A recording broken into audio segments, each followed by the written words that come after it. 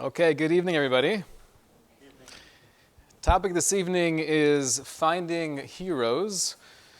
I'd like to delve into the concept of Kavod HaTorah, or as it's usually pronounced, Kavod HaTorah. Giving honor to the Torah. What exactly does that mean? How does that manifest itself?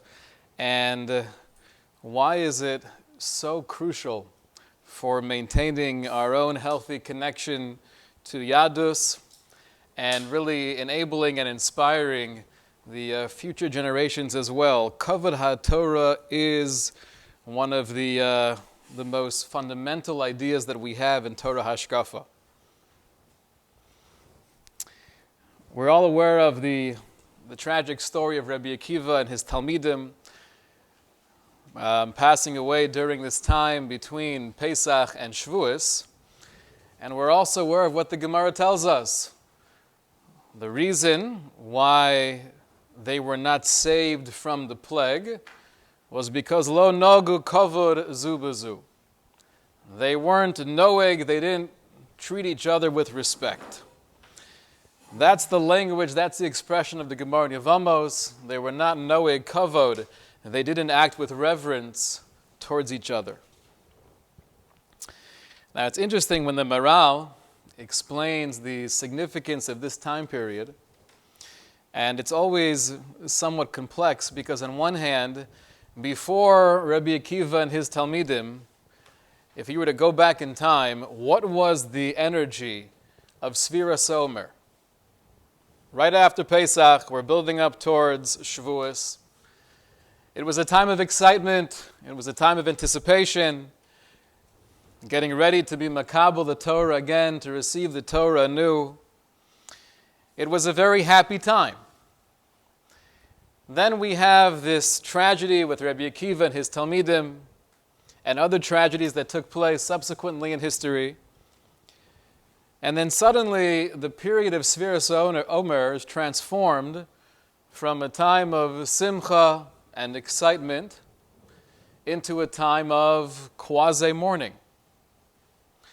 And now we find ourselves living in this strange balance where we're counting down to Shavuos, looking forward to the cheesecake.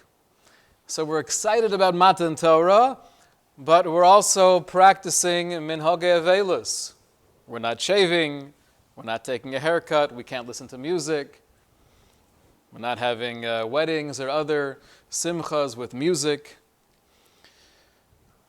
Is it a coincidence that Rabbi Akiva's Talmidim passed away during this particular time period? Obviously not. So the Maral explains as follows. Lo nogu kavod b'Torah.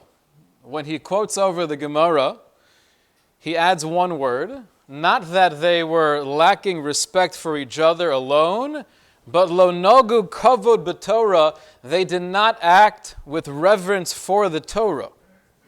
That's why they were not zocha to survive this particular pandemic. Umasha Omer shemeso mi Pesach v'Atzeres, and when the Gemara explains they passed away during this time period between Pesach and Shavuos, yesh lefaresh Ki hazman hazeh mi Pesach v'Atzeres mora al kavod haTorah. This is the time of the year, more than any other, where there needs to be this feeling of kavod haTorah. And because they were lacking kavod haTorah, they were lacking a reverence for the kedusha, the sanctity, the opportunity of learning Torah. Writes the Maral, it was not a coincidence that they passed away during this period where the call of the hour has always been, we need to raise our madrega, we have to raise ourselves up in our feeling of chashivas haTorah. So it wasn't a coincidence. V'heim lo nosnu kavod l'Torah linhu kavod b'chavreihem. They did not give the proper honor that was due to the Torah through honoring their fellow Talmidim, their friends, and that's why they passed away b'dafka between Pesach and Shavuos. Now, at first glance, the Maharal is definitely adding a new idea into this Gemara that we would not have picked up on by ourselves. The Gemara never says explicitly that there is any lack of reverence for the Torah. The truth is, though, the Maharsha seems to say something very similar. The Maharsha, when he explains this Gemara, Mipnei shelo nogu kovod ze bezeh, lo chosh kol echad mehem al kavod ha-Torah shel chavero. It wasn't just that they weren't speaking nicely to each other in the yeshiva, that there was a lack of sensitivity, but says the Maharsha, the lack of sensitivity was in the realm of me not caring as much as I should about your kavod ha-Torah. Me not giving you the respect or the reverence that's worthy of another Ben Torah. So we have both the Maharal and the Maharsha giving us a little bit of a deeper insight into the flaw of the Talmidim of Rabbi Akiva. They were lacking not just in the Bein Adam L'Chavero aspect. It wasn't just a sensitivity or a callousness, but there was a lack of Chashivas HaTorah. They didn't fully appreciate and embrace the Kavod HaTorah. What is Kavod HaTorah? So classic examples, right? When we take out the Torah from the Aron, we stand up. It's Kavod HaTorah. When the Talmud Chacham walks into the room, we stand up because he himself embodies the Chachmas HaTorah. The wisdom of Torah is living within him. The truth is, you look in the Mishnah and Sota, the very end of the Masechta, and this is the famous Mishnah where it speaks about different qualities that were lost when different Tanayim passed away. The Mishnah first says, Mishameis Rebbe Akiva, interesting, when Rebbe Akiva passed away, Batel Kavod HaTorah, the honor of Torah was nullified from the world when Rebbe Akiva passed away. Then it goes on to say later on in the Mishnah, Mishameis Rebbe Gamliel Hazokein, when Rebbe Gamliel, the elder, passed away, Batel Kavod HaTorah. Again, it seems like there is a different element of Kavod HaTorah that was lost when Rebbe Gamliel passed away. So what are these two qualities of Kavod HaTorah? One was taken from us when Rabbi Akiva died, and the other was taken from us when Rabbi Gamliel died. So Rashi explains, regarding the Kavod HaTorah that Rabbi Akiva embodied, Shahaya nosein libo, Rabbi Akiva gave his heart and soul, lidrosh kol kotz v'kot shel kol os. He would darshan, he would analyze every nuance of every letter. V'kol shekein tevos yeseros v'osios yeseros. And for sure he would darshan, he would explain if there were extra words or extra letters. V'zehu kavod Torah, gadol she'ein ba davar lebatala. The reason why it was great kavod HaTorah is because Rabbi Akiva was clearly living a life where he was assuming, where he was believing, where all of his efforts were based on the fact, she'ein ba davar lebatala, there's nothing lacking substance in the Torah. There is so much here to juice. There's so much depth. So he gave his heart and soul to be Doresh, to explain everything, because he had so much of an appreciation. He had a value. He was machshiv the Torah. There was nothing in the Torah Shebechsav and Torah Shebal Peh that Rabbi Akiva thought didn't need depth, didn't need analysis. So that's one definition of Kavod HaTorah. Not necessarily doing an action of standing up or showing respect, but the mere fact that I have such a love, such an understanding and appreciation of what the Torah is, that's kavod HaTorah. Rashi explains the next part of the Mishnah where it says Rabbi Gamliel passed away. Again, botel kavod HaTorah. What element of kavod HaTorah was lost when Rabbi Gamliel passed away? So he explains, based on the Gemara and Megillah, that until this point in time, when Talmidim would learn Torah, what position would they be in? They would be standing. Right? They'd be standing up. Why are you standing? Because how could you not stand? You have to learn mitoch ema, with a sense of fear, of pachad, of trepidation. Once Rabbi Gamliel passed away, we didn't have that same strength. We couldn't stand for hours while learning. We had to sit down. Now, parenthetically, there is a misconception. Why is the place where young men learn called yeshiva? So many people would answer, because you sit and learn. Right? That's the phrase, you sit and learn. But that's not really where it comes from. It was called yeshiva even before they were sitting and learning. Even when they were standing and learning, it was still called yeshiva. Because yeshiva is not based on the position of the people learning, but it's actually based on yishuv hadas, a place to be able to focus with a settled mind and absorb the chachmas haTorah. So this other element of kavod haTorah seems to be more in the external presentation. Standing up while learning, showing that we respect the Torah that we're learning. So I think we see from the Mishnah and Sota, we really have these two expressions of kavod. One is just how much I value the Torah, how much depth I know is there, and therefore my mesiras nefesh, giving heart and soul, to be able to get as much from the Torah as I possibly can. And then the other idea is what I'm actually doing to show my respect for Torah.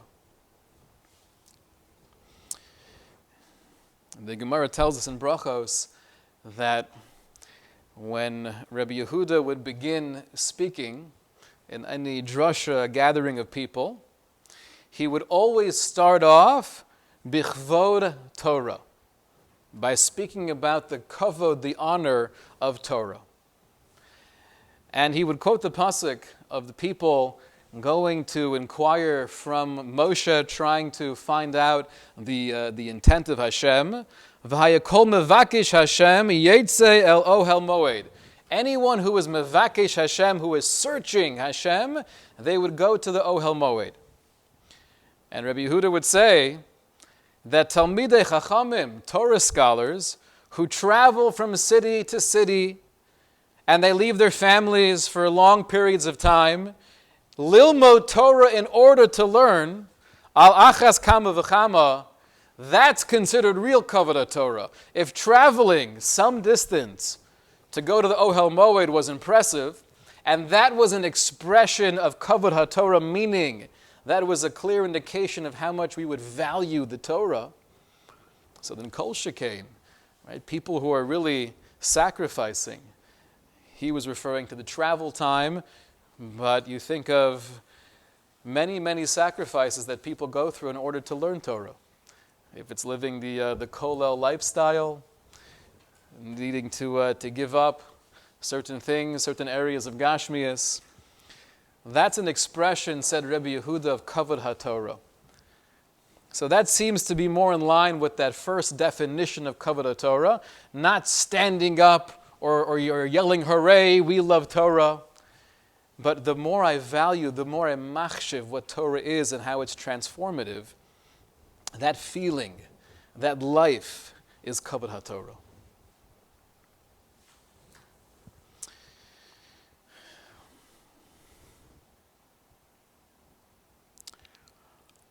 The second idea of kavod Torah that was bottled when Rabbi Gamliel passed away, we find an allusion to in the Sefer HaChinuch. The Sefer HaChinuch says, explaining one of the many, many mitzvahs we have in the Parshas Kedoshim, Mipnei seva takum v'hadarta p'nei zokein v'yaresim elokecha ani Hashem. The command is to stand up for the elderly, the hadarta p'nei zokein, and to show splendor or glory in front of one who has acquired wisdom. So what's the shorish of this mitzvah? What's the rationale behind it? So explains the Sefer Chinuch. Lefi she'ikar heyos ha'adam nivra ba'olam hu mipnei ha'chachma. Why were we created? Our main task here is to acquire wisdom. Not just in an aloof or esoteric way, something that's external from who we are, but transformative wisdom. Kidei sheyakir boro, in order to come to a clear recognition, not just intellectually but emotionally, of our Creator. Al kain, therefore, roy livnei adam lechabed mi shehisig osa, umitoch kach yisoru acherim aleha. Therefore, writes the Sefer HaChinuch, that it's appropriate for me to show respect for you if you've acquired a lot of that wisdom. And what am I gaining from doing that? Is it because you need it? It's because you, the Talmid Chacham, are now going to feel good about yourself because I'm standing up for you. It's mitoch kach. It's because when people see this, when this becomes the culture, this becomes the normal thing to do, these are the people we look up to, these are our role models, then yisor acherim aleh, what you're doing is you're making it chashiv, you're making it something that has value, and therefore people will be inspired, I want to be more like this. Not just so hopefully one day people will stand up for me, but I see this is what we look up to. So we have these two forms of kavod. Kavod in the way I feel that there's so much in the world of Torah that I want to connect with, and therefore I'm willing to sacrifice. And then we have the second element of kavod, of showing respect, not just because it's proper decorum, but because this attitude, this behavior will inspire others to achieve greater heights in their own acquisition of Torah. These are the two elements of Kavod HaTorah. It is an incredible thing when you look out into the secular world and you have some of the personalities who have a platform because they're well known, and they might be very good at a particular sport, or they're an actor, and somehow everybody wants to know their political views, right? And what do you think about what's going on in politics? What do you think what's going on in philosophy? And I really care, and I want to follow you. And all of your tweets, I can't wait to read them. Because obviously, if you're a wonderful athlete, you also must be a master of philosophy and sociology, and you have this wellspring of chachma overflowing in all areas of life. Now, how do sane people actually care about political or religious views coming from people who have no background, no training, and oftentimes not that much seichel? Why do I care what you have to say? Because human psychology is, the more we all look up to you for whatever you may be good at, that creates a sense of chashivas. I value you. I want to hear your opinion. Now, it might not make any sense to really care about your opinion in this particular area, but it's almost, I can't help myself because you're so chashiv. Why are you so chashiv? Because that's the culture in which we live. People are machshiv you. So explains the Sefer HaChinuch, when it comes to giving kavod, it's not about being polite or showing respect just because that's the right thing to do. There's what to be said for that as well. But it's understanding the ramifications of creating an environment where we give chashivas, we give credit, we give value to those things and those people that should be taken seriously. We want you to be our role models. We don't want them to be our role models.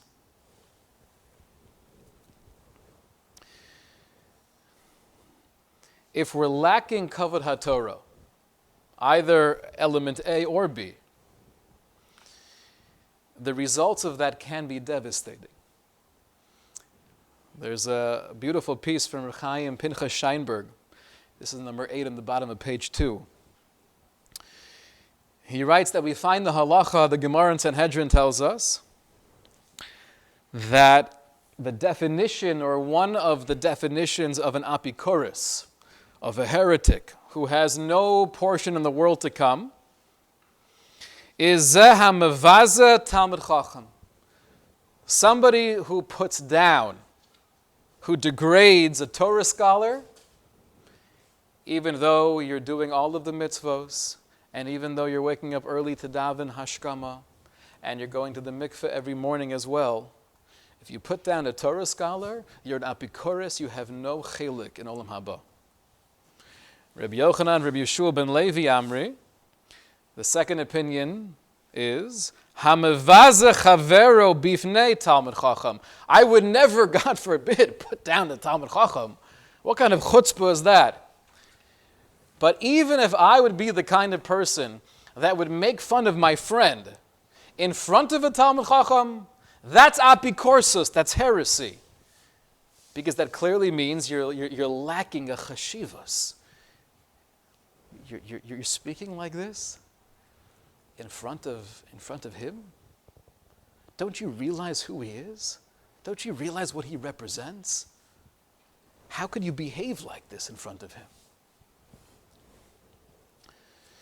So Scheinberg quotes the Rabbeinu Yonah in the Sharei Tshuva, where he elaborates on this Gemara. He says, Ki ha'isha she'einenu noeg b'derech mora v'hoder b'talmidei chachamim. Someone who does not act with respect and reverence with Talmidei Chachamim, Afal pi she'eino mevaze osam, even though I may not be directly putting a Torah scholar down, but I'm just speaking in a callous way with a friend. Ki acharei she'ein haTorah hadura be'einav linhog ba derech kavod. But since clearly the Torah is not chashiv in your eyes, and you feel comfortable acting in this particular way, ein lo chelik l'olam haba. Ki gam zeh b'machale haTorah yechashiv. This is considered profaning. This behavior is desecrating the Torah if I'm not acting with respect in front of someone who has chachmas haTorah. Clearly I don't get it. Clearly I'm living in a warped reality.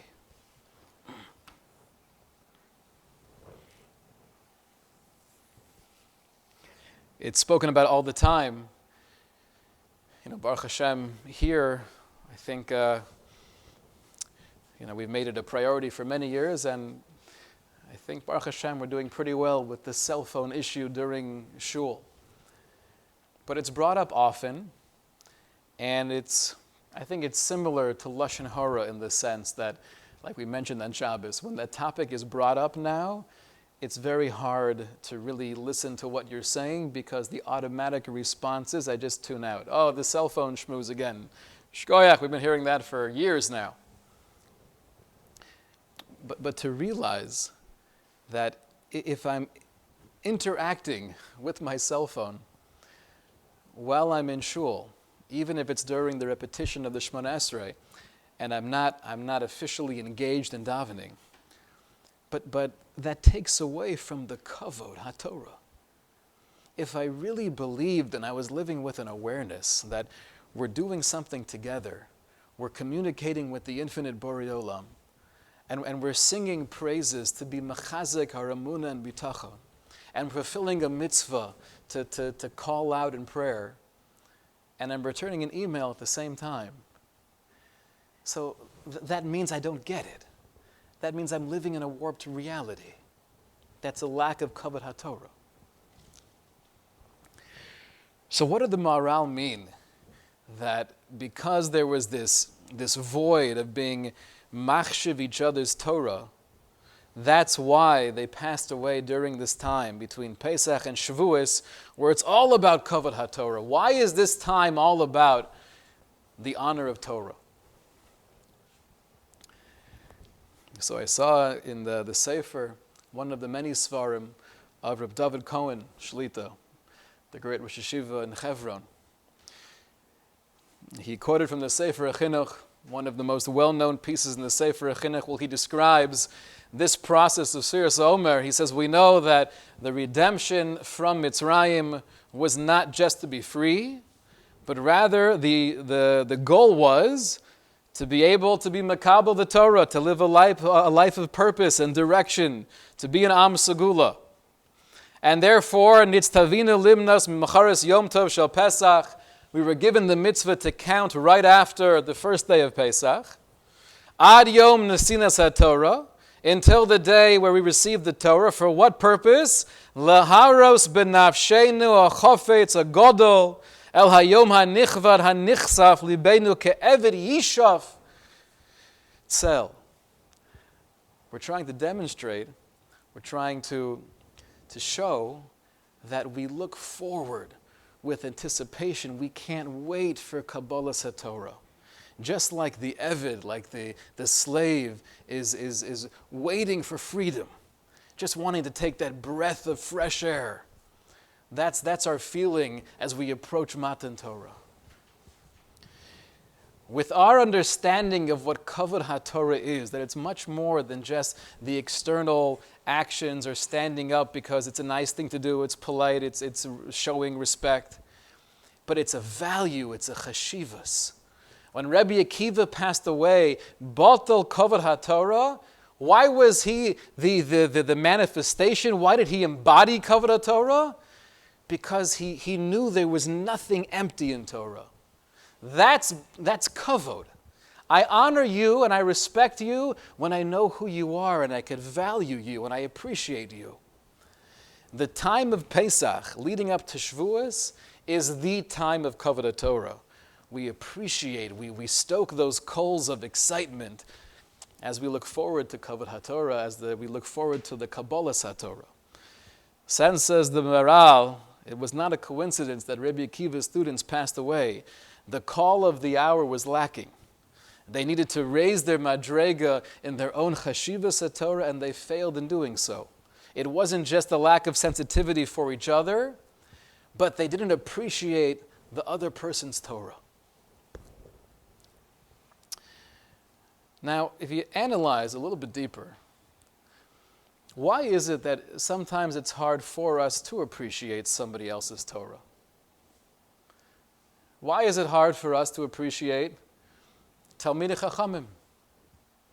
Obviously, you mention a name, someone who's accepted as one of the Gedolei Hador.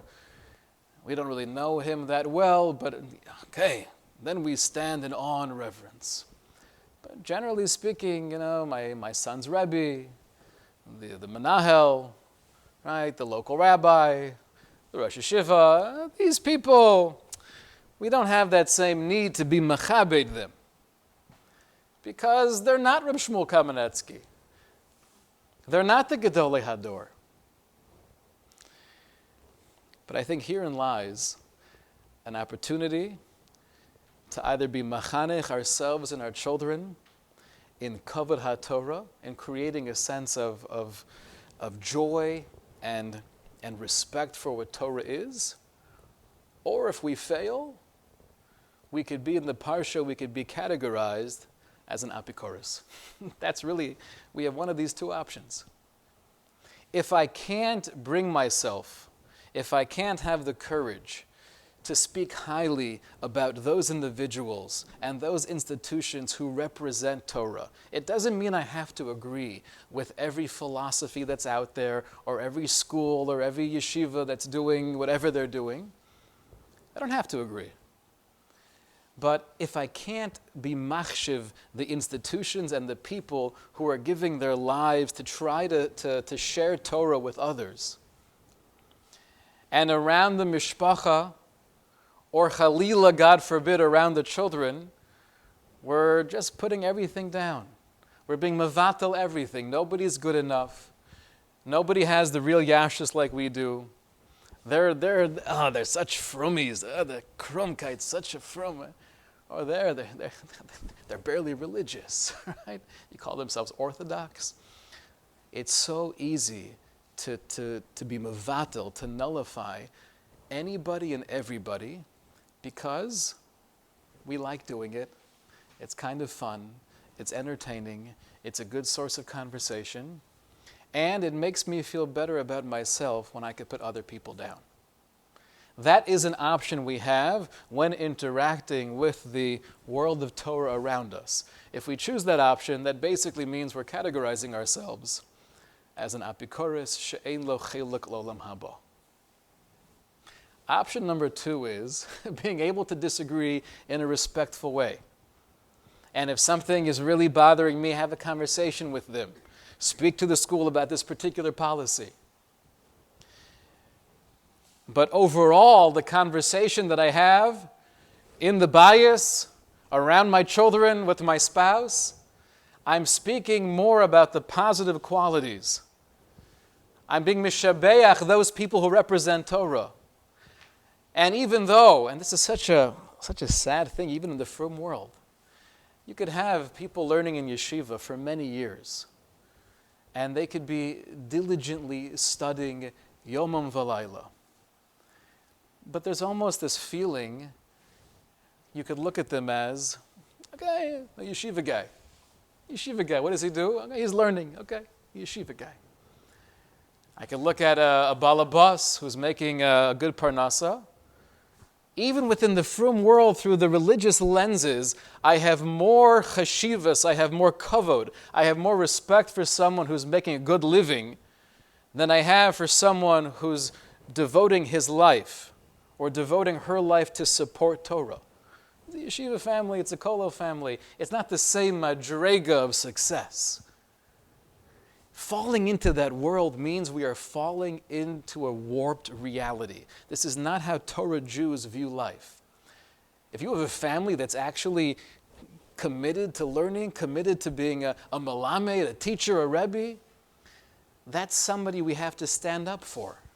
Not just metaphorically, but when a rebbe walks in the room, I should be standing up. V'hadarta p'nei zakein.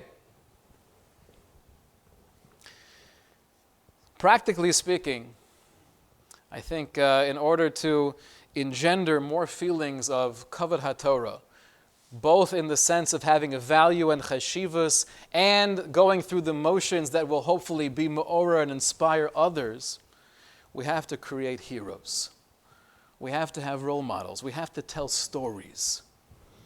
I saw in one of the svarim of Rabbi Gamliel Rabinovich, Tiva Chinuch, he speaks about how incredibly powerful it is to share stories about gedolim, about tzaddikim, not make-believe stories about the Baal Shem Tov flying across a river, but real stories about contemporary people, about something that I saw your Rebbe do that I think is so fantastic. You tell stories about the role models. You make heroes. That's how we enhance, that's how we engender real kavod haTorah.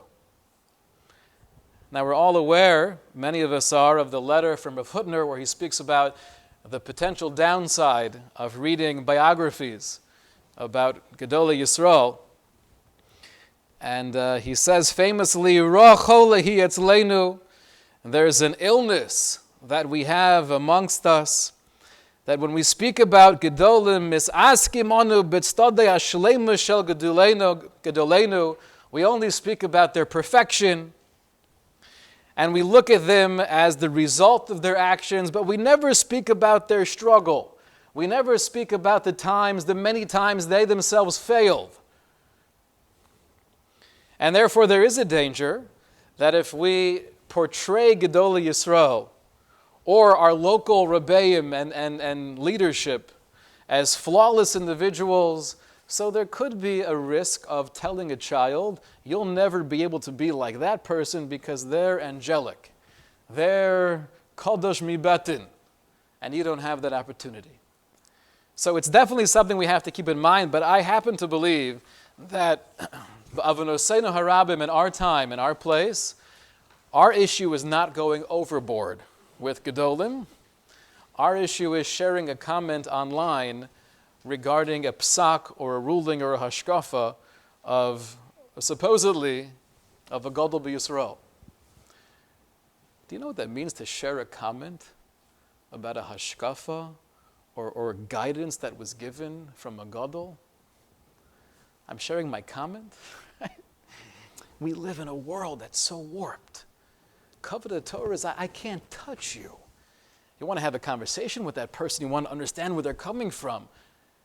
It's okay, have a conversation. So I think our concern is not overdoing it, but rather being able to really share stories and create role models, healthy role models. The Chassam Sofer actually paskins in a tshuva that one is fulfilling a mitzvah when they share stories about Gedolim.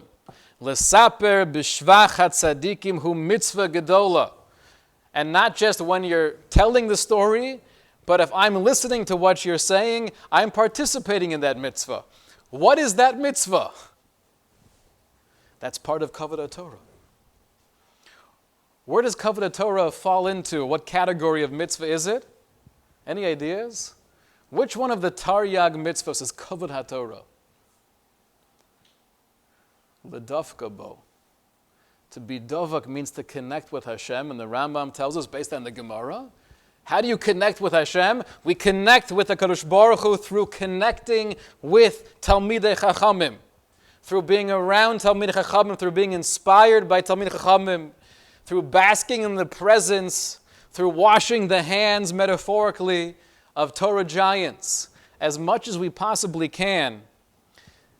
I think under the category of Devekis B'Hashem and having relationships and association with great people, that's the mitzvah of being Machabe the Torah, having that feeling, valuing the Torah, and sharing it with others. I want to read to you a couple lines here. This is from an article written by Rabbi Ilan Feldman a couple years ago in a Mishpacha magazine, where he writes regarding Rav Yaakov Weinberg, Zecher Tzadik Levracha, the great Rosh Hashiva of Ner Yisrael.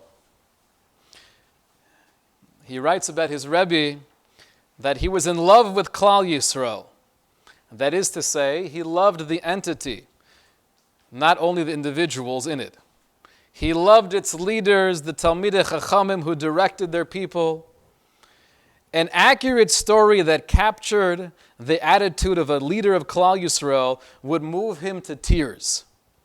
The line that Rav Yaakov would say was, "It's worth being born to hear such a story." It's worth being born to hear such a story.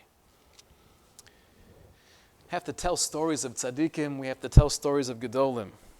I remember when I first got to yeshiva, I was in Eretz Yisrael when I was 18 years old.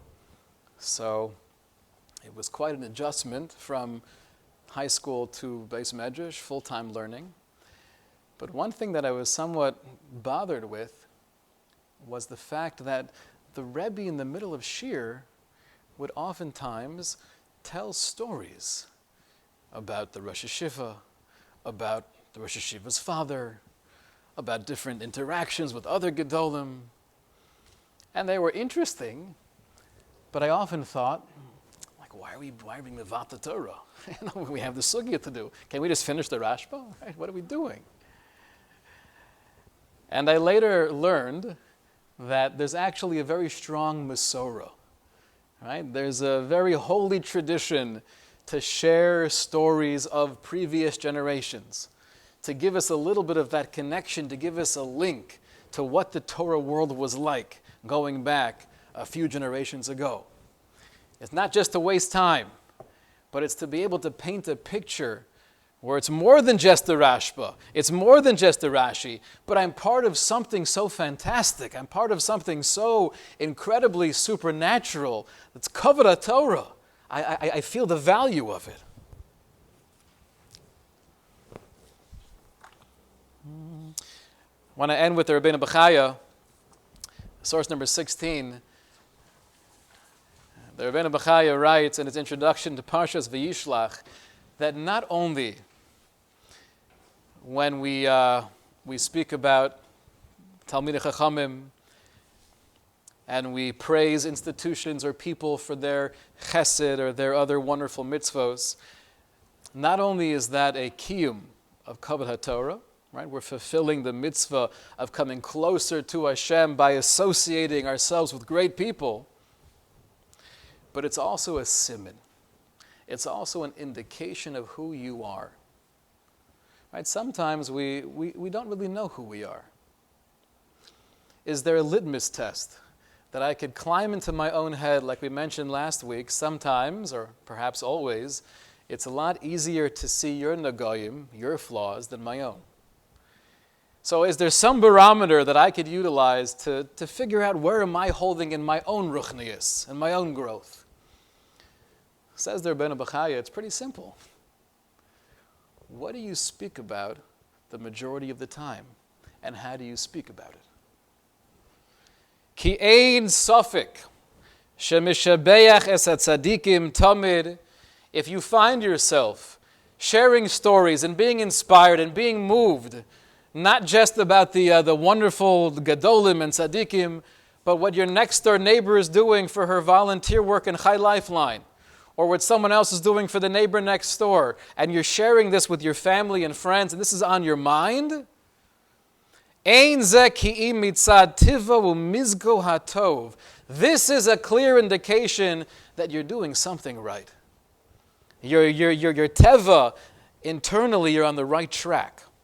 Ulekach sipor shvacham etzlo mosuk midevash, and that's why sharing positive things about people, it's mosuk midevash, it's so sweet. Naturally, many of us, it takes a lot of work to share positive things about other people. And it's not sweet, but it's actually painful. Because it's harder to feel as good about myself when I'm really looking in your qualities and I'm sharing that positive information with others. But the Rebbeinu B'chaya says the more we do that and the sweeter it becomes, then we have our own siman, we have our own proof that we're going in the right direction. Kavod HaTorah, we paskin, halachically speaking, is even on a higher level than Limud HaTorah. Right? Going to the airport to greet the Rosh Hashiva coming in town, to be mechabed him, taking off of Seder and learning for such a thing, that's Kavod HaTorah. That comes even before the learning of Torah. Because without proper Kavod HaTorah, the destiny of Klal Yisrael, the appreciation of what the Torah is lost. That's what we're mourning during this period. They were lacking the Kavod HaTorah. That's why they couldn't be a link in that chain. The chain of Masorah needs to be pristine in our appreciation of Torah. But on the other hand, it's also a time of simcha. This is a time that we work on our own Kavod Torah as we develop more of that appreciation and that enthusiasm. Mitzvah Hashem to be makabel the Torah on Shavuos. Okay, shkoyach.